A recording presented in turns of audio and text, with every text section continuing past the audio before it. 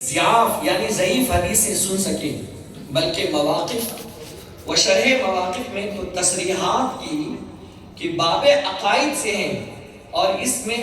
احادیث صحاح یعنی حدیث صحیح تو ہے، لیکن اگر وہ خبر واحد بھی ہے تب بھی جو ہے حضرت صدیق اکبر کے خلاف اگر کوئی حدیث بظاہر آتی بھی ہے تو اس حدیث کو قبول نہیں کیا جائے گا،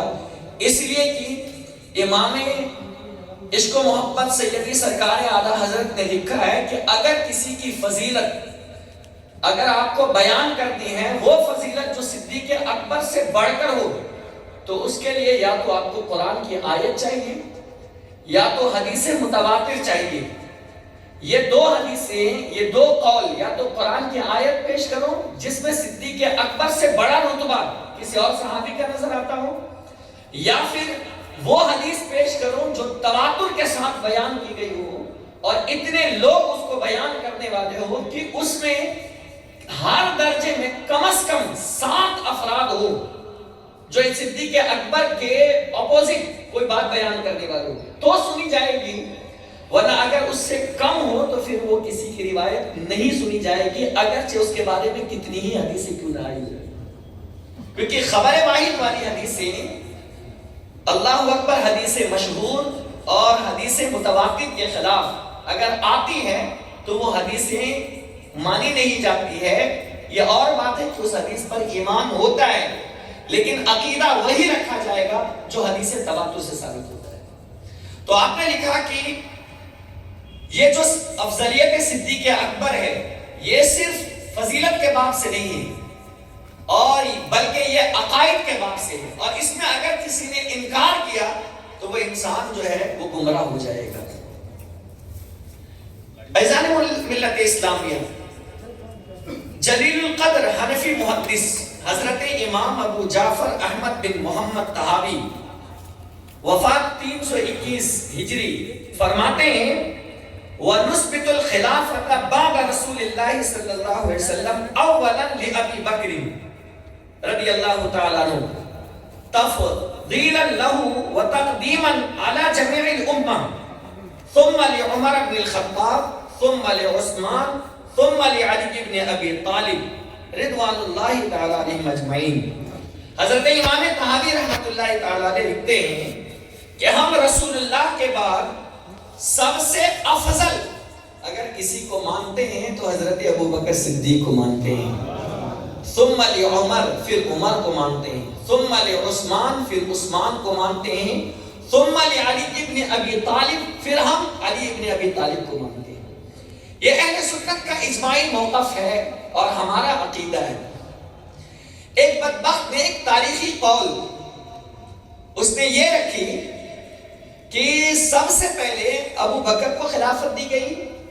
پھر حضرت عمر کو دی گئی، اور پھر اس کے بعد ایک صحابی کھڑے ہوئے، غالباً حضرت ابو عبیدہ بن جراح تھے، وہ کھڑے ہوئے اور حضرت علی سے خطاب کرتے ہوئے کہا کہ اے علی، عمر کے بعد آپ کو خلیفہ بنایا جائے گا، لیکن شرط یہ ہے کہ تم جو ہے ابو بکر و عمر کے طریقے پر، ان کے سنت پر تم چلو گے تو تمہیں خلیفہ بنایا جائے گا۔ تو حضرت علی نے انکار کر دیا معاذ اللہ، تو حضرت عثمان کا ہاتھ پکڑ کر کے ان پر بیعت کر لی، اس لیے حضرت علی تیسرے نمبر کے خلیفہ نہیں بنے۔ یعنی ایک شوشہ یہ چھوڑا گیا تھا کہ معاذ اللہ حضرت ابو بکر صدیق کی خلافت اور حضرت عمر فاروق کی خلافت، حضرت ابو بکر صدیق کی زندگی اور حضرت عمر فاروق کی زندگی جو تھی وہ شریعت کے موافق نہیں تھی، اس لیے معاذ اللہ رب العالمین حضرت علی نے حضرت ابو بکر و عمر کی سیرت اور ان کی زندگی کو ایکسپٹ کرنے کے بجائے انہوں نے ان کو چھوڑ دیا، اور یہ تاریخ کی کتابوں کا حوالہ دینے کی کوشش کریں۔ جبکہ دوسرا باب یہ ہے، حضرت محمد بن حنفیہ سے بخاری کی حدیث ہے، اور یہ محمد بن حنفیہ خود مولا علی کے بیٹے ہیں، دوسرے بیٹے ہیں، ان سے پوچھا گیا تھا، بلکہ محمد بن حنفیہ نے خود پوچھا بابا اس امت میں سب سے افضل کون ہے، سب سے افضل کون ہے؟ تو محمد بن حنفیہ کو جواب دیتے ہوئے مولا علی کہتے ہیں اس امت میں سب سے افضل حضرت ابو بکر صدیق ہے. اس کا مطلب یہ ہے کہ اگر تاریخ کی کوئی روایت آئے اور دوسری طرف حدیث صحیح آئے تو ایسی صورت میں تاریخ کے قول کو نہیں لیا جائے گا, تاریخ کی کتاب کو نہیں پڑھا جائے گا, بلکہ احادیث صحیح لیا جائے گا اور اسی پر عمل کیا جائے گا. ایک بدبخت نے کہا کہ صدیق اکبر والا لفظ جو ہے یہ حقیقت میں حدیث میں ابن ماجہ وغیرہ میں یہ حضرت علی کے لیے آیا ہے, ابو بکر کے لیے تو صدیق ہے ہی نہیں. صدیق اکبر حقیقت میں کوئی ہے تو وہ علی ہے. شاید یہ بھول گیا کہ اس کی تشریح کچھ اور ہے اور اس کا معنی کچھ اور ہے. حضرت علی کرم اللہ تعالی وجہہ کریم کے لیے جو حدیث میں الصدیق الاکبر کا لفظ آیا ہے وہ ان کے دور اور ان کے بعد سے لے کر قیامت تک کے لوگوں کے درمیان اللہ نے سب سے بڑا سچا اگر کسی کو بنایا تھا تو وہ حضرت مولا علی کو بنایا تھا, اور ان سے اوپر اللہ رب العزت نے صدیق جن کو بنایا ہے وہ حضرت صدیق اکبر کو بنایا ہے. اور اس موقع پر حضرت صدیق اکبر کو صدیق کا خطاب دیا گیا ہے جب میرے آقا معراج کے لیے تشریف لے گئے تھے. جب معراج سے واپس تشریف لاتے ہیں اور ابو جہل جاتا ہے اور کہتا ہے کہ اے ابو بکر بھلا بتاؤ تو اس شخص کے بارے میں جو یہ کہتا ہو کہ رات کے مختصر سے حصے میں مسجد حرام سے مسجد اقصی گیا, مسجد اقصی سے ساتوں آسمان کی سیر کی, جنت اور جہنم کو دیکھا,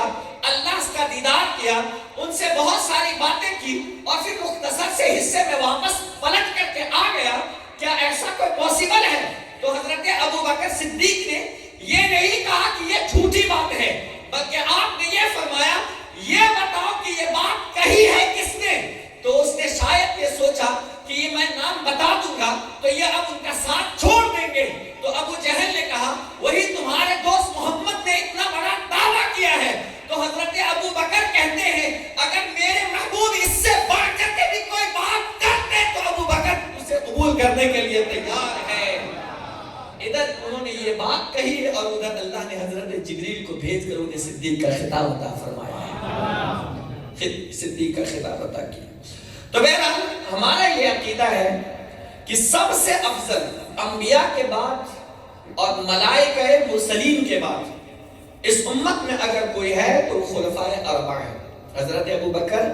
حضرت عمر, حضرت عثمان اور حضرت مولا علی مشکل کشا شیر خدا. اور ان چاروں میں بھی سب سے افضل اگر کوئی ہے تو وہ حضرت صدیق اکبر رضی اللہ تعالیٰ عنہ. ایک دن نبی کریم صلی اللہ علیہ وسلم نے خطبہ ارشاد فرمایا اور خطبے کے درمیان جب عوام میں اصحاب میں توجہ ڈالی تو حضرت ابو بکر صدیق نظر نہیں آئے.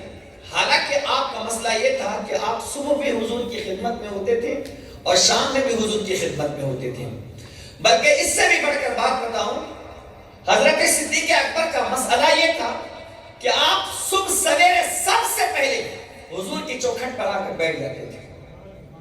اور جب دروازہ کھولا جاتا تھا تو حضرت صدیق اکبر وہاں موجود ہوتے تھے اور سب سے پہلی نظر ان کی مصطفیٰ پر پڑتے تھے اور مصطفیٰ کی ابو بکر صدیق پر پڑتی تھی.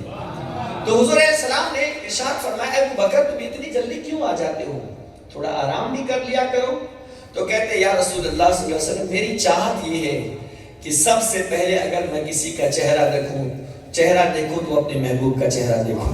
اور میرے محبوب میرے آقا کی نظر بھی اگر سب سے پہلے کسی پر پڑے تو وہ ان کا غلام ابو بکر ہو. یہ چاہت تھی. لیکن ایک دن وہ محفل میں نہیں تھے, اس مجلس میں نہیں تھے, تو اللہ کے نبی علیہ السلام نے دوران خطبہ حضرت ابو بکر صدیق کا نام لے کر پکارا کہ ابو بکر کہاں ہے؟ وہ بھی ایک نہیں 2 مرتبہ ارشاد فرمایا, اور جب نہیں پائے تب حضور علیہ السلام نے ارشاد فرمایا بے شک روح القدس جبریل امین نے مجھے ابھی خبر دی ہے کہ یا رسول اللہ آپ کے بعد آپ کی امت میں سب سے بہتر انسان اگر کوئی ہے تو وہ ابو بکر ہے. ابھی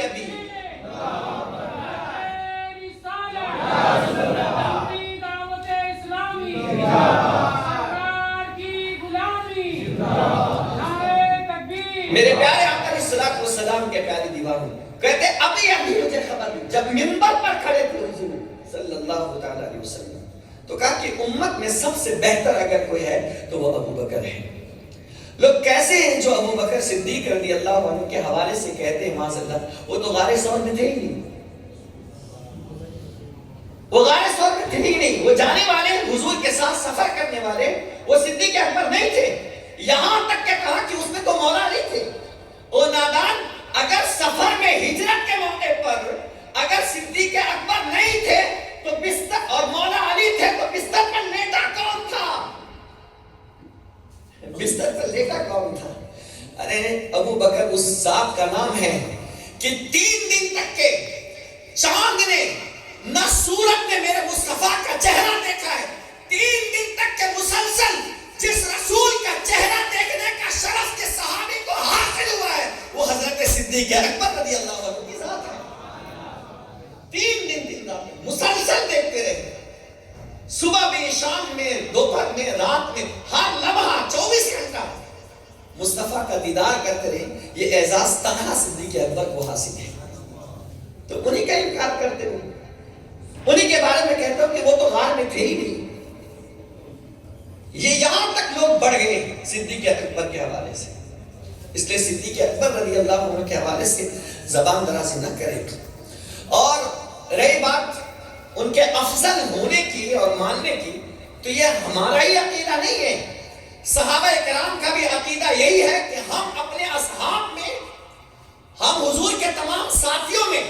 سب سے افضل اگر ہم کسی کو مانتے تھے تو وہ صدیق اکبر کو مانتے تھے. اور حضور کا خود فرمان ہے,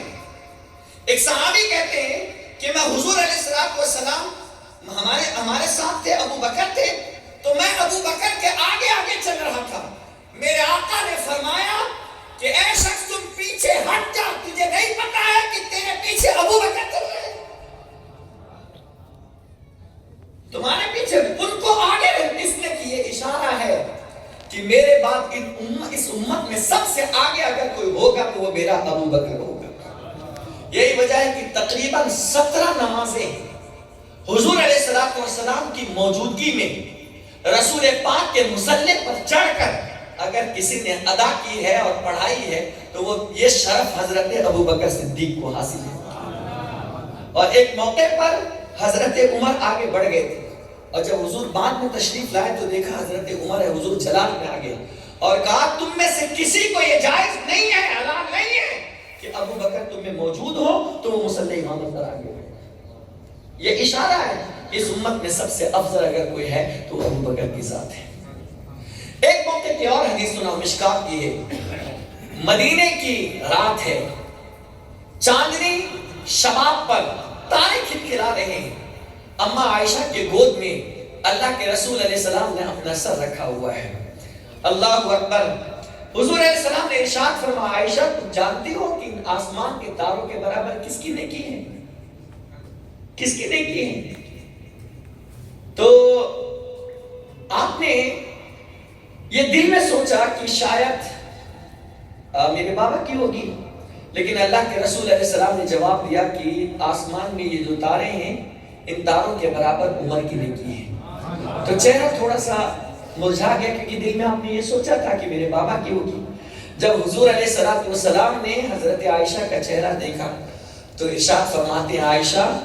آسمان میں جتنے تارے ہیں ان تاروں کے برابر عمر کی نیکی ہے, لیکن تمہارے بابا ابو بکر کی ایک نیکی عمر کی تمام نیکیوں پہ بھاری ہے, تمام نیکیوں پہ بھاری ہے. وہ نیکی کون سی ہے اس میں بھی علماء کا اختلاف ہے, لیکن اصح قول یہ ہے کہ جو غار ثور پر لے کر کے گئے تھے صدیق اکبر وہ نیکی حضرت ابو بکر کی حضرت عمر کی تمام نیکیوں پہ بھاری ہے. اور ویسے دیکھی جائے نا تو حضرت ابو بکر صدیق کی ساری نیکی بے مثل و بے مثال ہے. حضرت بلال کا خرید کر حضور کی بارگاہ میں پیش کرنا ایسی نیکی کہاں موجود ہے, اور مسجد نبوی کی زمین خریدنا ایسی نیکی کس کے پاس موجود ہے, ریاض الجنہ کا ٹکڑا خریدنا ایسی نیکی کس کے پاس ہے, مسجد قباء کی پہلی اینٹ رکھنا ایسی نیکی کس کے پاس ہے, ہجرت میں میرے آقا کے ساتھ رہنا، ایسی نیکی کس کے پاس ہے؟ اور یہ سب کچھ کے ساتھ بدر میں، احد میں، خندق میں، تبوک میں، ہر موقع پر حضور کے ساتھ صاحبان بن کر رہنا، ایسی نیکی کس کے پاس ہے؟ جب اسلام آپ نے قبول کیا اس زمانے میں 40,000 درہم رسول اللہ کے قدم میں پیش کر دیا، ایسی نیکی کس کے پاس ہے؟ حضرت مولا علی شیر خدا کرم اللہ تعالی وجہ الکریم خود کہتے ہیں، جب آپ سے پوچھا گیا تھا اس امت میں سب سے بہادر شخص کون ہے، تو مولا علی نے جواب دیا تھا، فاتح خیبر ہو کر جواب دے رہے ہیں کہ اس امت میں سب سے بہادر شخص اگر کوئی ہے تو وہ ابو بکر صدیق ہے۔ حالانکہ آپ دبلے پتلے تھے، لیکن جب بہادری کی بات آئی تو کہا سب سے افضل اگر کوئی ہے تو وہ ابو بکر ہے۔ پوچھا کیوں؟ تو کہا کہ جب اسلام کا ابتدائی دور تھا اور جب دشمنوں نے میرے آقا علیہ السلام پر حملہ کیا تھا تو دوسرے صحابہ بھی تھے، لیکن کسی میں اتنی مجال نہیں تھی، کسی میں اتنی طاقت نہیں تھی کہ وہ کفار سے جا کر مقابلہ کر سکے۔ تنہا صدیق اکبر کے ساتھ تھے جو میرے آقا کی حفاظت کے لیے جا کر کے صاحبان کی طرح کھڑے ہو جاتے ہیں اور لوگوں سے مار کھاتے ہیں، لیکن مصطفیٰ پر حرف نہیں آنے دیتے ہیں، مصطفیٰ کے حرف نہیں آنے دیتے ہیں۔ اپنی جان جوکھم میں ڈال دی لیکن مصطفیٰ کو ضربے نہیں آنے دی، اور کہا لوگوں تم ان کو صرف اس لیے مارتے ہو کہ یہ تمہیں ایک اللہ کی طرف بلاتے ہیں، یہ تمہیں چوری سے، زنا سے، بدکاری سے، برائی سے، بے حیائی سے روکتے ہیں، اس لیے تم مارتے ہو ان کو۔ تو جب یہ بات آپ نے کہی تو دشمنوں نے آپ پر بہت حملہ کیا، حتیٰ کہ سانسیں گنتی کی چند سانسیں رہ گئی تھی۔ یہ ہے صدیق اکبر رضی اللہ عنہ، اور اسی کی طرف اشارہ کیا تھا حضرت مولا علی شیر خدا نے کہ سب سے بہادر شخص میری کو حضور کی امت میں اگر کوئی ہے تو وہ جو ہے ابو بکر صدیق ہے۔ لوگ کہتے ہیں حضرت صدیق اکبر نے جبرن جو ہے وہ خلافت حصول کی ہے۔ مولا علی سے خود پوچھئے کہ کیا حضرت ابو بکر صدیق نے جبرن لی ہے؟ تو آپ نے خود فرمایا کہ اگر اللہ کے رسول علیہ السلام نے میری طرف کوئی اشارہ بھی کیا ہوتا نا،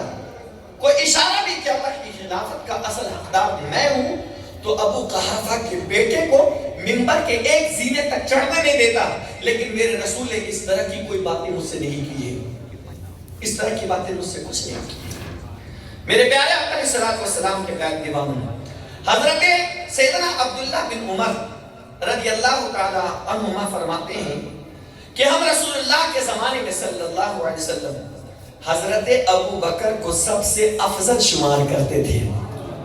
سب سے افضل ہم حضرت ابو بکر کو شمار کرتے، ان کے بعد حضرت عمر بن خطاب کو، اور ان کے بعد حضرت عثمان بن عفان کو، اور ان کے بعد مولا علی شیر خدا کرم اللہ تعالیٰ۔ یہ ہمارا اہل سنت کا عقیدہ ہے، لیکن بعض چھٹبہیے لوگ آج پیدا ہو گئے یوٹیوبر، جو یوٹیوب پر آ کر شرنگیزی کرتے ہیں، فتنہ و فساد مچاتے ہیں، اور افضل الخلق اور انبیاء کے بعد سب سے افضل حضرت صدیق اکبر رضی اللہ عنہ کی شان میں گستاخی کرتے ہیں۔ تو میں ان لوگوں کو تو دعوت مناظرہ پیش کرتا ہوں کہ تم میں اگر ہمت ہے، اگر تم میں طاقت ہے، واقعی تم دودھ صحیح معنوں میں پیے ہو اور تم یہ ثابت کرنا چاہتے ہو کہ مولا علی سب سے افضل ہے، تو تم بھی آؤ میدان میں، اور سنی دعوت اسلامی کا ایک چھوٹا سا ادنا سا خادم بھی میدان میں آتا ہے، پھر پتا چلے گا کہ صدیق اکبر افضل ہے یا حضرت ابو بکر صدیق افضل۔ آؤ تو صحیح، پھر ہم تمہیں بتاتے ہیں، اور ہم نے انہیں افضل نہیں بتایا بلکہ اللہ نے انہیں افضل بتایا ہے، مصطفیٰ نے انہیں افضل مانا ہے، یہ افضل مانتے تھے۔ تو یہ جملہ اسی طرح حضرت امام اعظم ابو حنیفہ، امام شافعی، امام مالک، امام احمد بن حنبل، ان سب کا یہی عقیدہ تھا کہ امت میں سب سے افضل رتبہ اللہ تعالیٰ نے 4 خلیفاؤں کو عطا کیا ہے، اور ان چاروں میں سب سے افضل درجہ اللہ نے صدیق اکبر رضی اللہ تعالیٰ